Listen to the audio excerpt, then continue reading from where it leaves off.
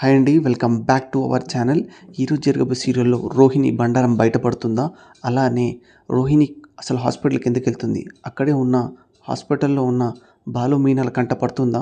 కంటలు పడినా కూడా అసలేమవుతుందో తెలుసుకోబోతున్నాం. సో, ఎలాంటి లేట్ లేకుండా డైరెక్ట్ సీరియల్‌లోకి వెళ్ళిపోదాం. సీరియల్‌లోకి వెళ్ళే ముందు చిన్న రిక్వెస్ట్ అండి. మీరు గనక మన ఛానల్ ఫస్ట్ టైమ్ చూస్తున్నట్టయితే తప్పకుండా సబ్స్క్రైబ్ చేసుకోండి. సో, డైరెక్ట్ సీరియల్‌లోకి వెళ్ళిపోదాం. మీనా అయితే ప్రభావతి రూమ్‌లోకి వెళ్తూ ఉంటుంది. అప్పుడే ప్రభావతి అయితే ఇలా అంటూ ఉంటుంది. "అప్పుడే తయారైపోయావా?" అని అంటూ ఉంటే, అప్పుడే మీనా అయితే, "మీరు పాతకాలం శూర్పణఖలా మాట్లాడకండి అత్తయ్య" అని అంటూ ఉంటే, ఇప్పుడే ప్రభావతి అయితే, నువ్వు మంచిగా మాట్లాడలేవా? మంచిగా సమాధానం చెప్పలేవా?" అని అంటూ ఉంటే, అప్పుడే మీనా అయితే ఇలా అంటూ ఉంటుంది.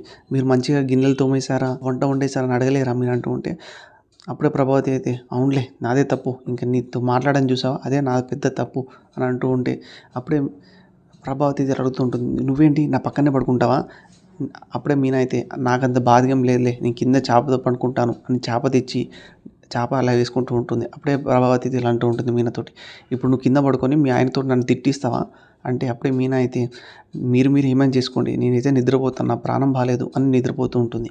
ఇంకా అదే టైంలో మనోజ్, సత్యం వాళ్ళైతే ఒక మంచం మీద పడుకుంటూ ఉంటారు. అదే టైంలో బాలు అయితే అదే రూమ్‌లోకొచ్చి డోర్ లాక్ ఏస్తూ ఉంటాడు. ఇంకా అది చూసిన మనోజ్ అయితే, "అరేయ్! నువ్వేంట్రా మాతో పాటే పడుకుంటావా?" అని అనగానే బాలు అయితే, "అవునురా, మీతో పాటే పడుకుంటాను. నీ పక్కనే పడుకుంటాను. నిద్రలో నీకు చెవు పక్క నుంచి గురకబెడతాను. నిద్రలో ఎవరినైనా ఊహించుకొని డిషుమ్ డిషుమ్ అని నిన్నే కొడుతుంటాను" అని అనగానే మనోజ్, "నాన్న వీడు చూడు" అని అనగానే బాలు అయితే, మా నాన్నకి గుడి బయట అడుక్కునేవాడిని దగ్గర పక్కన పెట్టుకునే అంత సంస్కారం ఉందేమో, నాకంత సంస్కారం లేదు అని బాలు అయితే కింద చాపేస్తూ ఉంటాడు. ఇంకా అదే టైంలో మనోజ్ వచ్చి, "చాప ఎవరి కోసం రా?" అంటూ ఉంటే, నా కోసం ఎందుకు, నేను నీ కోసం వేస్తున్నాను" అనగానే మనోజ్ ఒక్కసారిగా షాక్ అయిపోతూ ఉంటారు. అప్పుడే రోహిణికైతే ఒక కాల్ వస్తూ ఉంటుంది. మీ అబ్బాయి చింటూ హాస్పిటల్‌లో చేరాడు. ఒకడొచ్చి ఆపరేషన్ చేసి వెళ్ళాడు.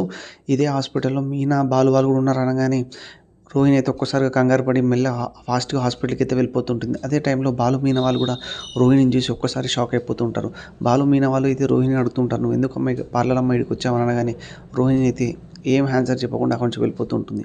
అప్పుడే బాలు, మీనా వాళ్ళకి ఇద్దరికీ డౌట్ వచ్చి బాలు ఇలా అంటాడు, "పార్లరమ్మ చింటూ మీద ఎంత ప్రేమ చూపిస్తుందంటే నాకెందుకో డౌట్ కొడుతుంది.